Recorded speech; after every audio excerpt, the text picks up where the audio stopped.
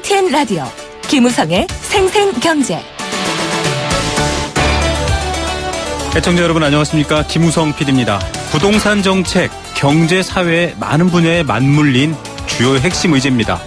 특히 재건축 초과 이익 환수 제도는 그간 부동산 개발을 이끌어온 힘에 대한 반대극보여서 참 뜨거운 감자인데요. 찬반도 팽팽하고 각각의 논리도 치밀합니다. 새 정부가 들어서면 다시 제도가 부활하고 활성화될 것이다 라는 전망이 있었는데요. 다시금 또 회의론이 급부상하고 있습니다. 명지대 권대중 교수 연결해서 관련 내용 알아보겠습니다. 봄비로 미세먼지는 겨우 씻겼습니다. 새벽에 미세먼지 상태를 보니 좋음 표시가 파랗게 나왔습니다. 그런데 이 미세먼지의 원인은 아직도 명쾌하진 않습니다. 중국발이냐 혹은 국내 배출원이 많은데 중국 탓을 하면서 국내 배출원은 눈 감냐 여러 가지 논란들이 뜨겁습니다. 그런 가운데 전문가들은 공이 충남 당진의 화력발전소를 지목했습니다. 그런데 또다시 화력발전소가 지어질 계획이어서 논란이 되고 있습니다. 관련 부처인 산자부의 입장을 유선으로 들어봤고요. 오늘은 반대 입장 전화 인터뷰 연결해 보겠습니다. 목요일은 부동산 전망대 마련되어 있습니다. 소득 빼고는 다 오른다 이런 말이 사실인데요. 서울의 아파트값 평균 6억을 넘었습니다. 웃어야 할지 울어야 할지 애매합니다. 부동산 현황과 흐름 분석해드리겠습니다. 2017년 4월 6일 목요일 김우성의 생생경제 애청자 여러분께 문을 엽니다.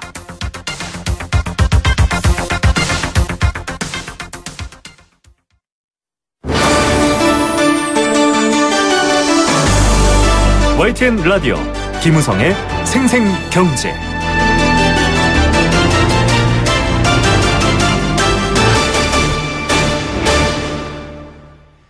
네, 첫 번째 생생 인터뷰입니다. 이 과거에도 사실 굉장히 뜨거운 논란이 되는 부동산 정책 중에 하나입니다. 규제 정책인데요. 바로 재건축 초과 이익 환수제입니다. 이 적용을 유예하는 내용의 개정안이 국회 상임위 통과가 불투명해졌습니다. 그만큼 찬반이 팽팽하다 이런 얘기고요. 주택시장은 들썩이고 있습니다. 이 재건축 초과 이익 환수제가 되기 전에 어서 빨리 이 조합들이 재건축에 대한 추진을 하자 이런 얘기가 나오는 뉴스가 있었고요. 다시금 또 전망이 달라지기도 합니다. 이 재건축 단지 개발 이익의 최고 50% 가까이를 세금으로 걷는 제도다 이렇게 보시면 될 텐데 투기에 대한 브레이크 이런 의미도 있지만 또 한편으로는 위헌 판결도 받은 전력이 있습니다. 어떻게 봐야 할까요? 부동산 시장 또 여러 가지 주택 공급의 문제 다각도로 얽혀있는 문제가 이 안에 있는 것 같습니다. 재건축 초과 이익 환수제를 둘러싼 찬반 논란과 영향에 대해서 대한부동산학회장을 맡고 계시죠. 권대중 명지대 부동산대학원 교수 전화로 연결합니다. 교수님 안녕하십니까? 네, 안녕하세요. 작년 10월 가을에 또 저희 프로그램과 이 얘기를 한번 나눠주신 적은 있긴 한데요. 사실은 이게 좀 추상적으로만 알고 계시거든요. 초과 이익 환수제 개발해서 이익이 많이 나면 세금으로 가져가겠다 이 얘기죠? 네. 이 재건축 사업으로 이제 정상 주택 가격 상승분을 넘어서는 경우에 그 이익이 생기면 이제 국가가 조합원들한테 환수하는 제도거든요. 네네. 이 제도는 이제 예전에 그 토지 공개념 제도를 도입하면서 시행했던 법률 3가지가 있습니다. 네. 아마 시청자분들께서 기억을 하시겠지만은 이제 택지 소유 사안에 관한 법률. 네. 또 한 가지가 이제 그 개발이익 환수에 관한 법률. 네. 그리고 이제 공환지세라고 하죠. 토지 초과이득세. 네네. 이 중에서 이제 2가지는 없어졌고요. 재건축 초과이익 환수제가 바로 개발이익 환수에 관한 법률에 의해서 지난 2006년도 9월 달에 네네. 주택 가격이 급등하는 걸 막기 위해서 재건축 초과이익 환수에 관한 법률을 국토교통부 장관이 부가제도하도록 만들었어요. 네네. 이거는 재건축을 시작하면서 추진위원회를 구성하게 되잖아요. 네. 그때부터 관리처분 신청을 할 때까지 그 정상적인 집값 상승분과 공사비 조합분은 이제 제외한 나머지 부분에 대해서 3천만 원이 넘으면은 누진적으로 10%에서 50%까지 물립니다. 네. 지금 현재는 이게 그 유예되어 있는 상태입니다. 연말까지. 예. 네. 자, 이게 지금 유예되어 있다라고 교수님께서 설명해 주셨습니다. 1인당 평균 개발 이익. 자, 재개발했을 때 받는 이익이 3천만 원 넘으면 누진제를 적용해서 세금을 떼는 부분인데 이게 유예니까 지금 개정안이 국회를 통과 못하면 2018년부터 시행된다. 이렇게 봐야 되는 건가요? 그렇죠. 이게 그 지난번에 이제 부동산 3법이 통과되면서 2017년도 12월 31일까지 2년 돼 있어요. 네네. 그래서 지금 강남 지역을 비롯한 서울 일부 지역에서 재건축 사업을 막 서둘러서 가는 이유 중에 하나가 네네. 연말까지 관리처분인가 신청을 하면은 이 세금을 피해갈 수가 있습니다. 적용이 안 되는군요. 네. 근데 만약에 그렇지 않다면 이제 내년부터 다시 이게 이제 적용될 확률이 높은데요. 지금은 뭐 여야가 이제 없었습니다만은 이제 그 예전에 그 바른정당 소속의 김성태 의원이나 네네. 이은재 의원 같은 경우가 이 환수제를 유예하는 개정 법률을 이제 그 발의해서 그 자유한국당의 김덕흠 의원이 네. 계획을 했지만 백지화됐어요 전부. 네. 그래서 아마도 새 정부가 출범하면은 다시 논의가 되거나 뭐 어떻게 될 것 같아요. 예, 이 새 정부로 넘어가는 공이 참 많은 것 같습니다. 이 내년부터 시행이 될 거라고 일단 가정을 한다면 뭐 거의 될 가능성이 높아 보이기도 한데요. 네. 이 초과이익 환수제 결국은 지금 강남을 비롯한 이런 곳들에 집중에 해당이 된다 이렇게 봐야 되겠죠. 그렇죠. 이게 이제 그 재건축이나 재개발처럼 도시 재생 사업을 하는 경우에는요. 네.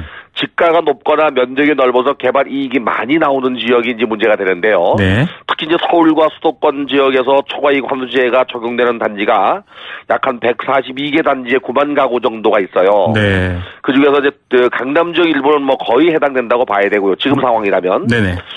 그리고 이제 만약에 이제 그 지난해 12월 16일 기준으로 부동산 114에서 발표한 자료를 보면은요. 네네. 이거를 피해가기 위해서 너도나도 사업을 진행했던 그 조합들이 지난해 10월 기준으로 35군데가 그 사업을 거의 이제 진행하고 있고요. 네네. 나머지가 이제 아직도 진행 중이에요. 네. 그러니까 나머지라고 그러면은 뭐 아까 말한 전국의 수도권의 142개 중에서 거의 해당되니까 90% 이상이라 봐야 되겠죠. 예. 이게 집가가 상승하는 원인 중에 하나가 개발 이익인데. 네. 이거를 이제 막아버리면은 이제 개발 이익을 막게 되면은 사업이 지지부진할 수도 있고요. 네. 물론 이제 연말까지는 아마 계속 뜨거운 감자처럼 이 사업을 진행할 것 같아요. 예, 일단은 전체 국토를 해당한다 이렇게 볼 수는 없고요. 지방에도 과연 해당되는 곳이 있을 수 있겠지만 당장 강남이 이제 뚜렷한 이 대상지가 됩니다. 부담금이 수억 원에 달할 수 있다 이런 얘기도 나오고 있고요. 사실 강남의 집값이 어느 정도 전체 집값에 영향을 주는 면이 있었기 때문에 자주 소개가 됐었는데 결국 좀 주택시장의 여파를 많이 받지 않냐 이런 얘기가 있거든요. 전망 부분은 어떻게 보십니까? 네, 일단 간단하게 말씀을 드려도요. 강남 한신 반포 잠원동의 한신 아파트 같은 경우가 작년 봄에 한 12억 정도 갔거든요. 85제곱미터 정도 되는 게. 네. 지금 15억 정도 가요. 그러니까 예를 들어 3억이 올랐으면 50%까지 물릴 수 있으니까. 네. 일단 강남 지역은 재건축 추가이익 환수제가 다 거의 해당된다고 봐야 되는데요. 네네. 만약에 내년에 이걸 다시 시행한다 그러면 이제 재건축 시장은 주춤할 수밖에 없지요. 네. 그래서 시장이 그 충격파가 어느 정도 올지는 모르지만은 현재 그 강남 지역을 비롯한 강남 4구 같은 경우는 재건축으로 인한 집가 상승은 그 어느 때보다도 높은 그 기간이었다고 보여져요. 예, 오히려 규제 전에 지금 좀 더 급격해졌다 이렇게 보시는 건가요? 네. 네.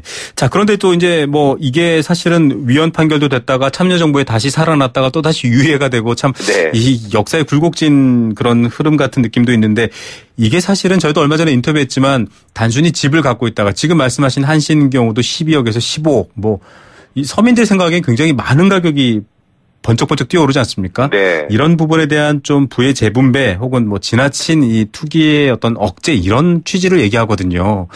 반대 얘기도 어떻게 봐야 될까요? 그 주택 시장의 양극화는 막을 수가 없어요. 못 막는다고. 네, 보시나요? 고급 주택가는 고급 주택가대로 이게 섞여서 살 수가 없거든요. 그렇죠, 네. 그러니까 강남 지역이라는 데를 다시 또 만들 수가 없잖아요. 네네. 그러니까 그 지역의 집값은 누구나가 선호하기 때문에 집값은 계속 올라가기 때문에 그 강북이나 다른 수도권 지역보다는 분명한 차별이 있거든요. 네네. 결국 공평가세 원칙으로 세금을 어떻게 걷어들이냐가 중요한 거거든요. 그 중에 하나가 지금 시행하고 있는 게 종합부동산세가 있거든요. 네네. 그런데도 불구하고 이제 이건 미실현 이익에 대한 과세라는 것 때문에 이게 이제 논란이 되고 있는 거거든요. 미실현 이익에 대한 과세. 즉 그렇죠. 앞서 이게 얼마가 될지 모른다. 네, 아니 재건축 추진을 이제 시작하는 단계에서 서류로만 왔다 갔다 하지 건물을 허른 건 아니잖아요. 그렇죠. 그 초기 단계에서부터 관리 처분이라고 하는 것은 이제 이사 가기 전에 도수를 추첨하는 거거든요. 네네. 그러니까 아직도 살고 있어요. 네. 처음에도 살고 있었고 지금도 살고 있지만 그 사이에 집가 상승분에 대해서 물리는 거거든요. 네. 개발 행위를 하진 않았죠. 서류로만 왔다 갔다 했죠. 네. 이거를 이제 우리가 미실현 이익이라고 얘기를 하는데 그럴 수 있죠. 그런데 이제 반대하는 사람들은 그렇게 논리를 피지만 조금 조금 전에 애국께서 말씀하신 대로 부의 양극화나 공평가세 원칙에서 따진다면 본인의 힘에 의해서 노력에 의해서 집가가 오른 게 아니고 인근 지역에 개발해서 이익이 오르거나 또는 재건축에서 이익이 오른 것은 불로소득에 해당될 수 있기 때문에 네. 개발 이익에 환수에 관한 법률에서 세금을 물려야 된다는 게 이제 이거를 주장하는 사람들이거든요. 네. 그래서 어떻게 보면은 아직도 이 시행되고 있기 때문에 논란의 여지가 계속적으로 남아 있을 겁니다. 예. 근데 이거를 처음에 시행할 때는 아파트 가격이 급등하던 시절이에요. 네네. 근데 지금 이제 어느 정도 시장이 안정화된다 그러면 오히려 집가 상승분이 별로 없을 테니까 당연히 안 될 거고요. 네. 최근 2015년도, 16년도 고국가의 문제가 나오면서 집값이 올라갔던 주범이가 바로 강남 지역이거든요. 네. 이 강남 지역의 집가가 올랐다면 이거는 이제 집가 상승을 해서 역시 재건축 초과이익 환수에 의한 개발 부담금을 매길 수 있다라고 하는 근거가 생기는 거거든요. 네네. 그래서 결국 이건 국회로 다시 공이 넘어가야 되겠지만 연장되든 안 되든 국회를 통과해야 되거든요. 네. 그러면 새로운 정부가 들어서면 이 부분에 대해서는 아마도 여야가 머리를 맞대고 다시 한번 숙제를 풀듯이 논의를 해야 되지 않겠나 생각이 듭니다. 예, 지금 교수님께서 이 찬반을 다 아울러서 정리를 해주셨습니다. 그래서 사실은 이만큼 좀 문제가 여러 가지 복잡한데 앞서 말씀하신 것처럼 미실현 이익에 대한 부분들 이제 서류상 네. 권리가 확보된 부분들까지도 이렇게 지금 봐야 되는 부분에 대한 논란 또 하나는 고급 제품도 있고 중급 제품도 있는 게 어떤 시장의 논리인데 부동산도 비슷하게 본다면 무조건적으로 하는 부분이 약간 과세에 있어서도 조금 논란이 될 수 있고 과거 위헌도 이런 부분 때문에 된 건가요? 그렇지요. 일단은 재건축 초과이익 환수제뿐이 아니라 토지 공개념제도로 도입했던 택지 소유 사활에 관한 법률도 네네. 사유재산을 인정하고 자유시장 체제를 인정하는 상태에서 택지를 200평 이상 갖고 있다고 해서 중과세 한다는 건 논란이 안 맞다라고 해서 없어졌고요. 네네. 또 토지 초과 이득세 역시 마찬가지로 사유재산권 보호 측면에서 없어졌거든요. 네. 근데 이게 이제 2004년도에 전부 법이 없어진 게 2006년도 노무현 정부 당시에 다시 들고 나와서 시행된 법입니다, 이게. 네. 그런데 이제 네. 이게 만약에 이제 시장 논리로 접근을 한다 그러면 집값이 급등하던 시절에는 어느 정도 이게 효력을 발휘해서 네. 집값을 안정화시키는 데는 기여했다고 봐야죠. 일종의 시장 조정으로 봤을 때는 이제 먹혔지만 지금 입장에서는 좀 다른 시각이 있을 수 있는데요.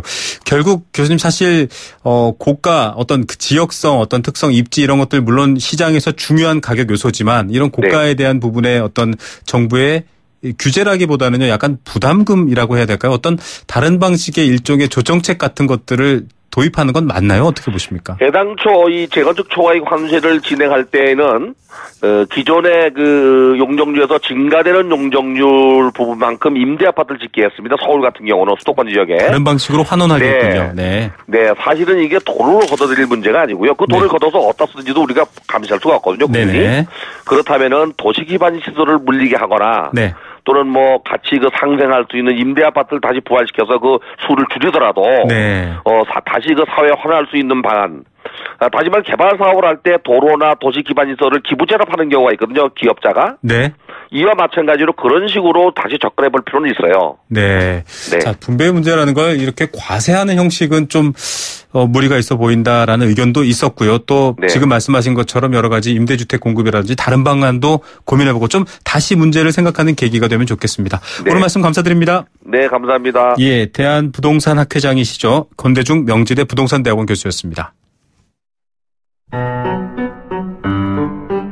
YTN 라디오 김우성의 생생경제. 네, 함께 느끼는 우리 경제 공감사전입니다. 부동산 얘기 나오면 굉장히 조심스럽습니다. 듣는 곳이 다르면 보이는 풍경이 다르다 이런 말도 있는 것처럼 사실 각자의 입장이 다 다르기 때문입니다. 경제 공감사전에서 오늘은 이 앞서 인터뷰한 부분에 관련해서 재개발 공감사전으로 여러분께 한번 제안해 봅니다. 여러분들 듣고 계신 분들은 재개발 어떻게 생각하시는지 의견 보내주시면 됩니다. 단문 50원, 장문 100원의 정보 이용료가 부과됩니다. 샵 0945번 문자로 참여하실 수 있는데요. 나는 재개발 이렇게 생각한다. 의견 보내주시면 좋습니다. 이미 건축물이 굉장히 낡았거나 또 노후했을 때 또 여러 가지 주변 환경이 좋지 않았을 때 이런 것들을 정비해서 새로 건물을 올리고 하는 것들을 재개발이라고 합니다. 도시를 재생하고 여러 가지 의미에서 좋은 측면도 있고요. 또 부동산 가격을 폭등시켜서 여러 가지로 원주민들이 피해를 입거나 또 특정 고급 주택 블럭이 만들어지면서 약간 양극화가 나타나는 부작용들 이런 것들도 계속 제기가 되고 있습니다. 앞서 참 복잡한 논의가 나왔는데요. 이 초과이익 환수제 관련해서도 이거를 어떤 비싼 제품, 낮은 제품, 주택을 공공재로 본다면 또 이 얘기도 맞지 않는 얘기일 수 있지만 이런 시장 상황에서 인위적으로 이걸 중과세하는 게 맞느냐 이런 논란도 여전히 진행 중이고요. 또 한편으론 다른 방식의 환수도 얘기가 되고 있습니다. 그만큼 재개발 참 뜨겁고 어려운 주제입니다. 저도 말하기가 참 조심스러운데요. 애청자 여러분들께서는 재개발 어떻게 생각하십니까? 지금 샵 0945로 의견 주십시오.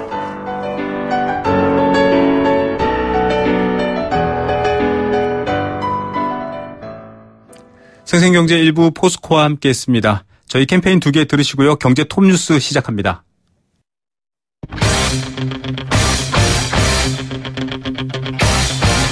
지금 가장 뜨거운 경제 소식. 경제 톱뉴스. 네, 이 시각 주요 경제 뉴스 먼저 전해드립니다. 우리나라 경제 규모 대비해서 가계부채 총량 OECD, 이 경제협력개발기구 선진국 클럽이라고 얘기하죠. 그 평균을 크게 웃돌았습니다. OECD에서 여러 가지 등수 높은 것들은 좀 안 좋은 것들이 많은 것 같습니다. 2분기에 은행은 물론이고 저축은행 같은 제2금융권에서도 대출받기 깐깐해졌습니다. 여러 차례 나온 이야기인데요. 돈이 필요한 사람들은 어디로 가야 할까요? 정부가 이달 말부터 집주인 임대주택 사업자 신청을 받는다고 합니다. 여러 가지 정부 지원도 받으면서 임대료를 낮추겠다라는 취지인데요. 관련 뉴스 전해드리겠습니다. 이 시각 경제 톱뉴스 비즈니스워치 김춘동 기자입니다. 안녕하십니까? 네, 안녕하세요. 네, 가계부채 늘 걱정거리 뉴스긴 한데 이 OECD 순위 나올 때마다 좀 부끄러운 것 같습니다. 안 좋은 것만 이렇게 좀 높은 순위네요. 네, 한국은행이 2015년 말 기준으로 이 OECD 25개국의 이 처분 가능 소득 대비 가계부채 비율을 좀 분석을 했습니다. 네. 우리나라는 169%에 달했는데 OECD 평균이 129.2%니까요. 이 39.8%포인트나 높았습니다. 네. 영목 국내 총생산 대비 가계부채 비율도 마찬가지였는데 우리나라는 91%를 기록을 해서 OECD 평균인 70.4%보다 20.6%포인트가 높았습니다. 25개국 가운데 7번째로 좀 높았는데 작년에만 우리나라 가계부채가 141조 원 넘게 좀 급증을 했으니까요. 지금은 경제 규모 대비 가계부채 비율이 훨씬 더 좀 높아졌을 것으로 추정이 되고 있습니다. 예, 빚 문제 얘기할 때마다 이 많은 빚이 도대체 언제 어디서 왔나라고 할 텐데 네. 글로벌 금융위기 이후로 좀 많이 늘었죠? 네, 이 글로벌 금융위기를 거치면서 당사국인 미국을 비롯해서 이 대부분의 국가에서는 가계부채 비율이 좀 떨어졌습니다. 네. 미국은 22.6%포인트가 떨어졌고 영국은 11.8%포인트, 독일은 7.4%포인트가 각각 하락을 했는데 그러면서 2010년부터 2015년까지 OECD 국가의 처분 가능 소득 대비 가계부채 비율도 소폭 좀 떨어졌습니다. 그런데 우리나라만 오히려 21.4%포인트나 올랐는데요. 그만큼 이 가계부채가 실질적으로 우리 경제에 좀 큰 부담으로 작용을 하고 있다는 겁니다. 네. 한국은행도 최근 가계부채 급등에 대한 우려를 좀 다시 표시를 했는데 이주열 한국은행 총재는 GDP 대비 가계부채 총량이 분명히 문제가 있다. 이렇게 좀 지적을 했었습니다. 예, 글로벌 금융위기 이후에 다들 이건 아니다 싶어서 줄였는데 우리는 네. 늘고 있네요. 이런 여파 때문인지 정부가 계속 총량 기준에서 좀 잡겠다 나서고 있는데 이제 네. 저축은행까지 막혀서 네. 어떡하죠? 이 대출 받아야 되는 분들 더 어려워질 것 같습니다. 네, 한국은행이 올해 2분기 저축은행의 대출 태도 지수를 조사를 했는데 네. 마이너스 21을 기록해서 1분기에 마이너스 18보다 3포인트가 더 떨어졌습니다.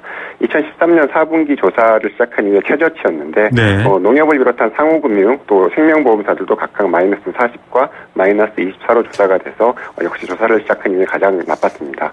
이 대출 태도 지수는 금융회사의 대출 태도를 좀 설문으로 좀 조사한 건데요. 네. 전망치가 마이너스면 금리나 만기 연장 등 조건 같은 대출 심사를 더 강화하겠다고 응답한 금융회사가 완화하겠다고 밝힌 업체보다 그만큼 많다는 뜻입니다. 네, 제2금융권의 신용 위험에 관련된 내용도 나왔네요. 지수 전망치가 최고치라고요. 네, 2분기 신용 위험 지수가 1분기보다 모두 상승을 했는데 신용카드와 상호금융, 생보사 등이 모두 30을 넘으면서 역대 최고 수준을 기록을 했습니다. 시중금리 상승 등에 따라서 이 대출 후에 돈을 제대로 갚지 못할 위험이 그만큼 커졌다 이렇게 좀 보고 있는 건데요. 국내 은행들이 전망한 2분기 대출 태도 지수는 마이너스 7로 집계가 됐습니다. 1분기보다는 좀 올랐는데 여전히 대출 심사를 더 깐깐하게 하겠다는 답변이 좀 많았고요. 은행권의 대출 태도 지수는 2015년 4분기 이후에 7분기째 좀 마이너스 행진을 기록 중입니다. 예. 자, 정부가 이달 말부터 집주인 임대주택 사업자 신청 받는다고 하는데 이제도 꽤 관심을 많이 받고 있는데요. 네, 그 집주인 임대주택 사업은 이 집주인이 기존의 주택을 뭐 새로 짓거나 매입을 해서 임대 사업을 하려고 하면 이 낮은 금리로 좀 돈을 빌려줘서 시세보다 저렴한 임대주택을 공급하겠다 뭐 이런 좀 취지인데요. 네. 국토교통부가 올해 1000가구 공급을 목표로 이달 말부터 사업자를 좀 모집합니다. 국토부는 지난해 시범 사업을 좀 실시를 하긴 했는데요. 64가구 공급에 그쳐서 그쳤는데 수익률이 떨어진다는 이유로 좀 신청자가 좀 많지 않았다. 뭐 이렇게 좀 풀이가 되고 있습니다. 집주인들은 좀 수익률에 민감할 텐데요. 이런 부분 대책이 있나요? 네, 그래서 추가로 좀 수익성을 높일 수 있는 지원책을 내놨는데 국토부는 수익성을 높이기 위해서 임대료 수준을 기존의 시세 대비 80%에서 85%로 5%포인트 올렸습니다.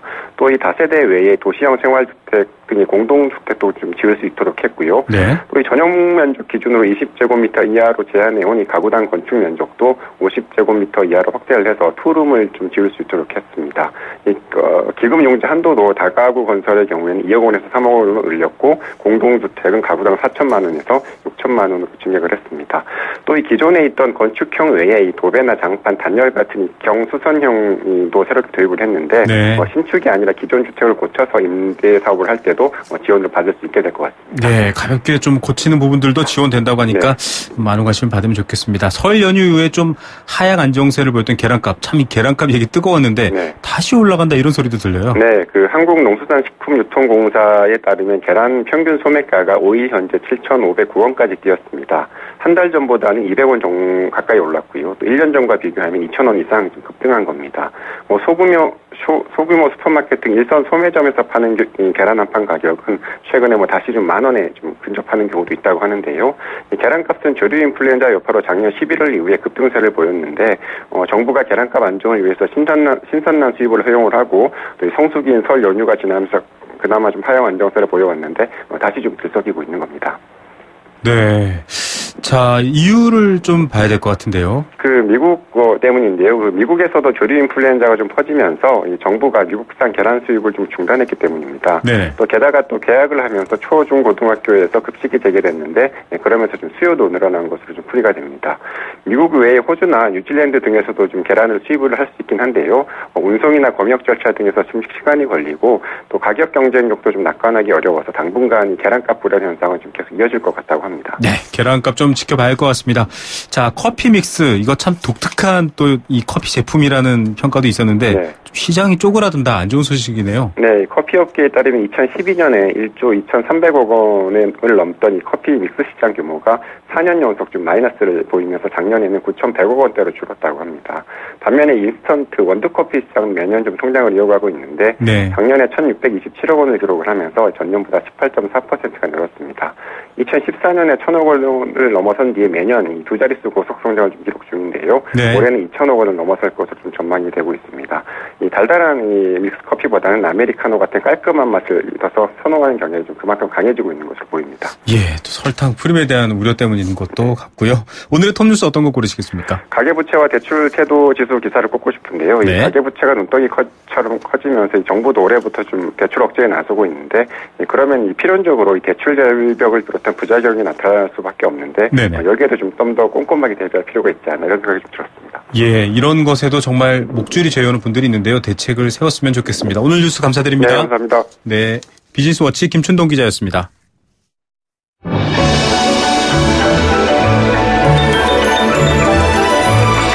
오늘의 경제를 들여다보는 시원한 창. YTN 라디오 김우성의 생생경제 생생인터뷰. 최근 등장하는 뉴스 중에 어떤 사건이 있어서 생기는 뉴스라기보다는 거의 매일 등장하는 뉴스가 있습니다. 특별한 이슈가 아니라 마치 상시적인 이슈 같은 것, 바로 미세먼지 이야기죠.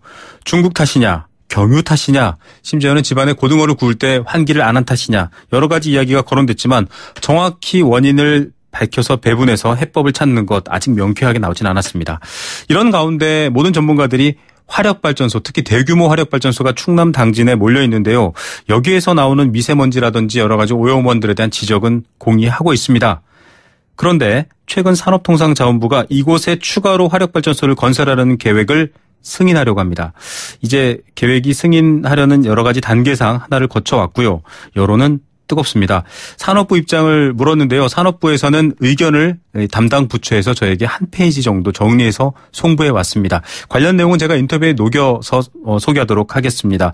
여기에 대해서 좀 반대하는 입장은 주로 환경단체인데요. 왜 그렇게 반대하고 있는지 얘기 들어보겠습니다. 환경운동연합 이지연 에너지기후팀장 연결합니다. 안녕하십니까? 네, 안녕하세요. 네. 자, 저희도 이 경제 문제이지만 또 여러 가지 건강 문제이기도 하고 광범위한 문제인데요. 미세먼지 문제 지속적으로 다루고 있긴 한데 원인 분석도 속 시원하지 않은데 이번에 또 화력발전소 얘기까지 나오니까 여론이 안 좋거든요. 이게 어떤 관계가 있습니까? 네, 우선 현재 국내에서 가동 중인 석탄발전소가 총 59기가 있는데요. 59기요? 굉장히 많네요. 네, 전력 공급에서 지금 40%가량을 차지합니다. 네. 네, 근데 이 석탄발전소는 이제 1군 발암물질로 알려진 이 미세먼지 PM2.5의 이제 주요 배출원인데요. 네. 국립환경과학원 공식 데이터를 보면은 국가 전체 대기 오염물질 배출량 중에서 이 석탄발전소의 비중이 질소산화물의 경우 11%, 황산화물 19%, 그다음 이제 미세먼지 직접 배출은 이제 3%입니다. 네. 이걸 두고 이제 뭐 미세먼지 직접 배출 비중 3%로 매우 낮은 거 아니냐고 이제 말씀하시는 분도 있는데요. 근데 이 질소산화물과 이제 황산화물이 이 미세먼지 2차 상속 물질입니다. 네. 그래서 이 황산화 물질만 보면 이제 이 국내 배출량의 5분의 1이 석탄발전소에서 배출된다는 것이고요. 이거는 뭐 단일 배출원으로서는 매우 높은 비중입니다. 예. 환경부도 이제 이 미세먼지 경우에 1차 발생과 2차 생성 물질 비율이 1대1로서 이제 2차 생성 물질이 더 많다고 분석한 바 있고요. 네네. 네, 또 정부가 이제 56개 대규모 사업장의 오염물질 배출량 조사했더니 네. 그 중에서 이 상위 사업장 모두가 이 석탄발전소가 나란히 차지했습니다. 그 중에 이제 1위가 경남의 삼천포 화력발전소였고요. 네. 자, 지금 저희가 산업부에서 사실 이 방송 직전에 의견을 보내왔는데요. 2030년까지 노후된 석탄발전소는 10개를 폐기해야 된다. 그래서 네. 지금, 이런 신규가 이번이 마지막이고 향후에는 없다고 하고요. 그 다음에 2030년까지 또 11조 원 정도를 투자해서 지금의 오염물질 총량을 거의 절반 수준으로 줄이겠다. 지금 이런 얘기를 요약해서 보내왔거든요. 네. 근데 지금 말씀하신 걸 들어보면은 지금 미치고 있는 영향에 대한 대책이라기보다는 뭔가 보완책 같거든요. 어떻게 보십니까? 네. 일단 앞으로 줄이겠다 이런 것도 좀 봐야 되지만 지금 현재 이미 가동 중인 석탄발전소로 인한 피해가 이미 너무 심각하다라는 것이고요. 그러니까요. 지금 이미 있는 피해에 대한 얘기보다는 앞으로 2030년까지 하겠다. 좀 이게 설득이 될까 싶기도 해서 여쭤봤습니다. 현재 피해는 어떻죠? 네. 현재 피해 뭐 지금 아까 많이 가동되고 있고 미세먼지를 다량으로 배출하고 있다고 되어 있는데요. 네네.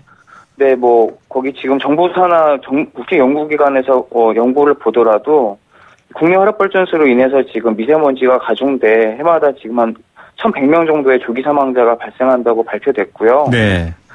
네, 그래서 뭐 지금 이 석탄발전소가 이제 그래서 뭐 조용한 살인자 내지는 공중보건의 이제 적이라고 해서 많은 전문가들이 진단하고 있습니다. 뭐 그다음 OECD에서도 지금 한국의 대기오염 조기 사망률이 가장 지금 세계에서 가장 높아질 거로도 경고하기도 했고요. 네. 네.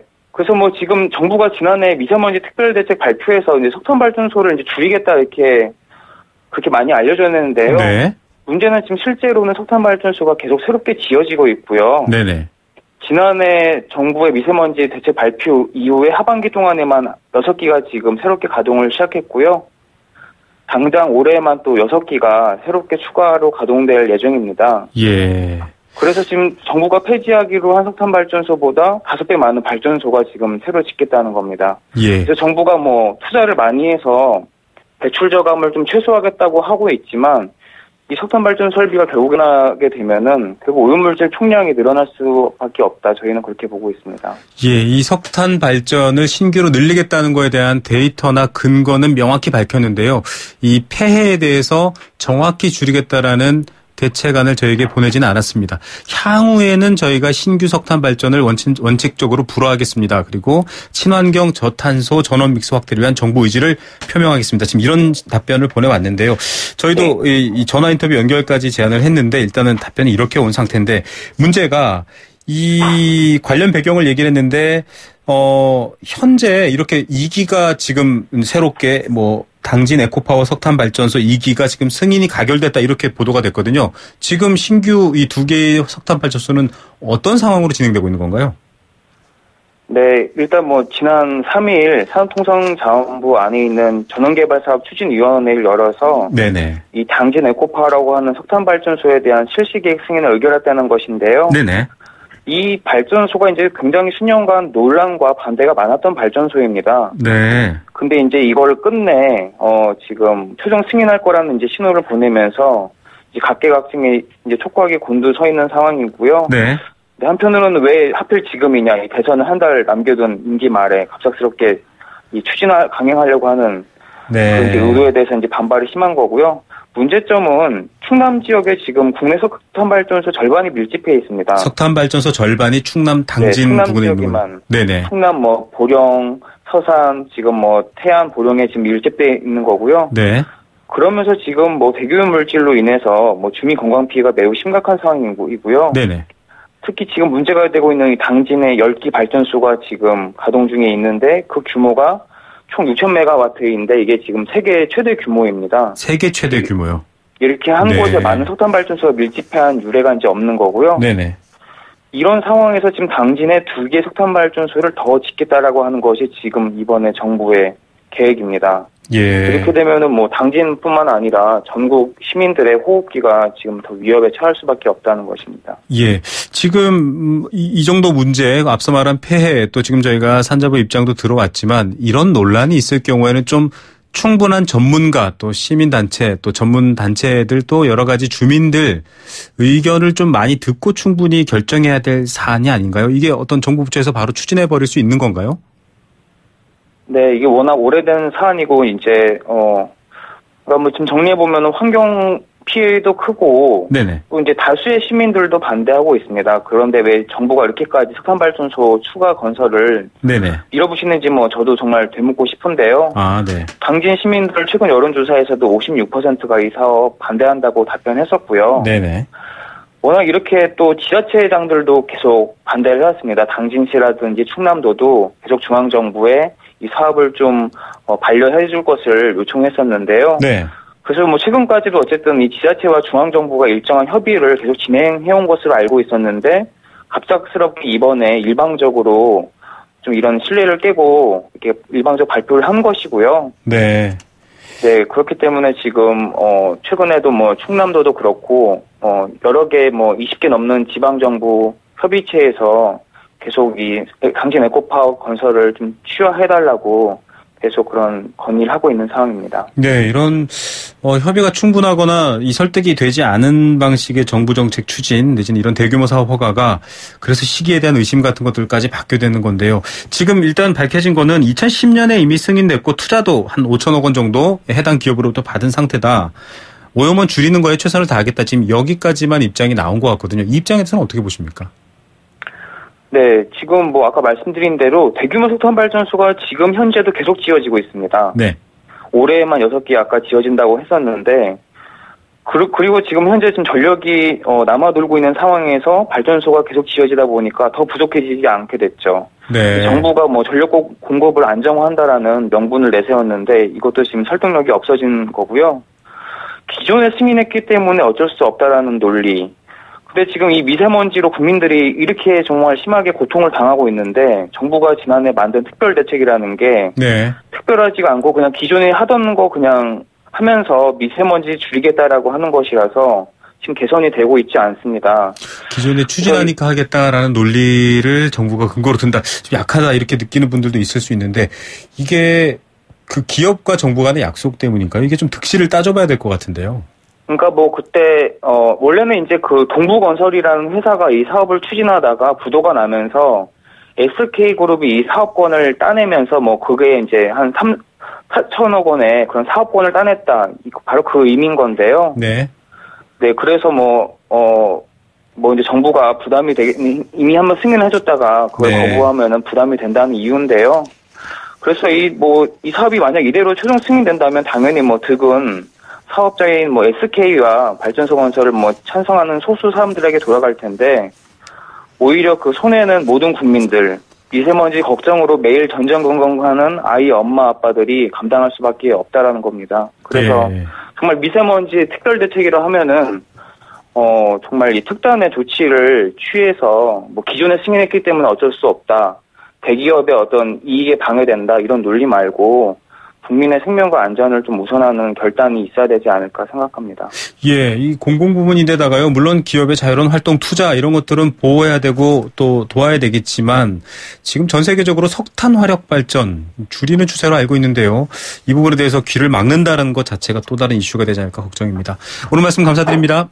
네, 감사합니다. 네, 환경운동연합 에너지기후팀장 이지연 팀장이었습니다. 그리고 저희가 전해드린 의견은 산업부의 의견이었고요. 산업부의 2016년 7월 석탄발전 미세먼지 및 온실가스 대책의 일부를 요약한 답변 내용을 저희가 소개해드렸습니다.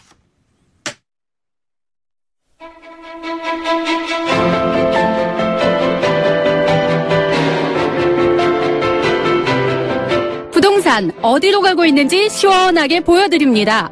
생생경제 부동산 전망대.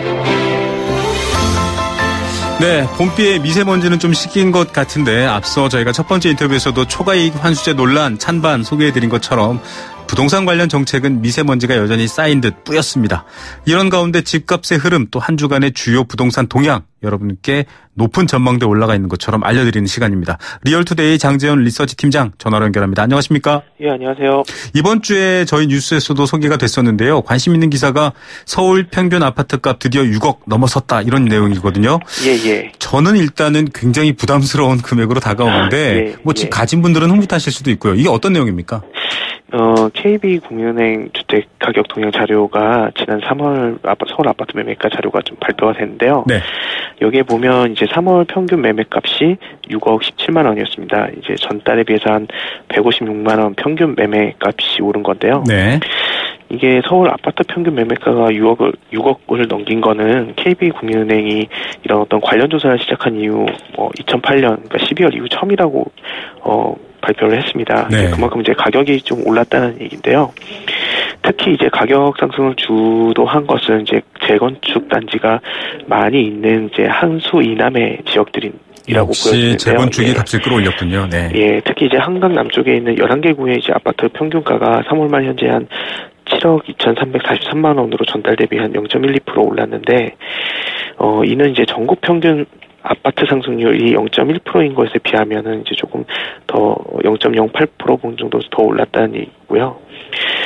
강남 3구의 전월 대비 가격 상승폭은 이제 서초구가 0.24, 강남구가 0.21, 송파구 0.12 이렇게 올랐다고 얘기를 했습니다. 그래서 결국은 이제 항수 이남에 있는 재건축 아파트 단지들이 강북권이나 어쩐 전국에 있는 아파트들보다 좀 많이 올랐다라는 그런 이야기고요. 네. 근데 문제는 이제 6억이 돌파했지만 사실은 이제 실수요자들 입장에서는 앞서 말씀하신 것처럼 6억이라는 매매값이 좀 굉장히 부담되는 가격이거든요. 네.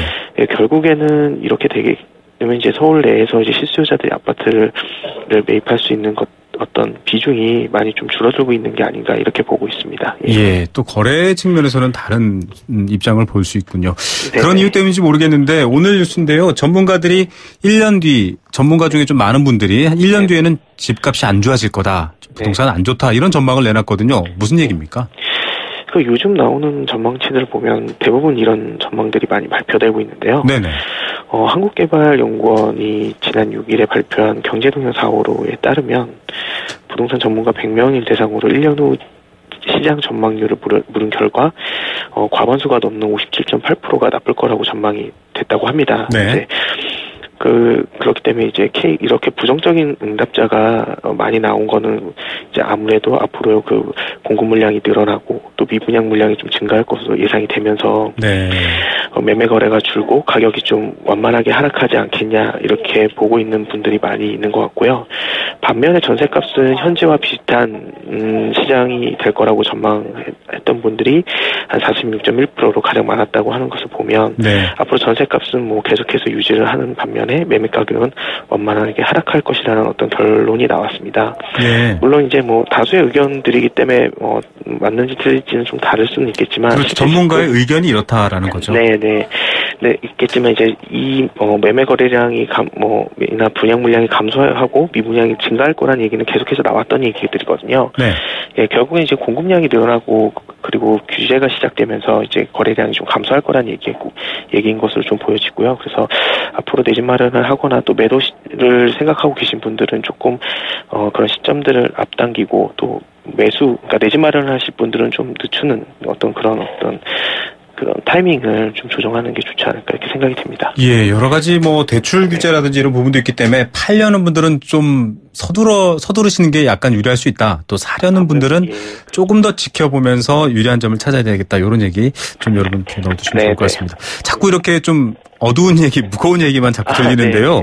좀 재미있는 얘기 여쭤볼게요. 네. 우리나라 국토여건상 아파트 건축물이 많을 수밖에 없는 건 불가피한데 아파트가 높을수록 유리하다. 높을수록 프리미엄이다. 저는 높은 곳을 싫어해서 좀 이해가 안 되는데 이게 어떤 얘기인가요? 이게 이제 최근 부동산 시장의 트렌드가 이제 초고층으로 꼽는 사람이 많습니다. 네. 원래 사실 이게 2000년대 초반까지만 해도 이제 서울 강남구에 있는 타워팰리스라든지 목동 하이페리온 등 일부 지역에서만 볼 수 있었던 초고층 주거 시설인데요. 네.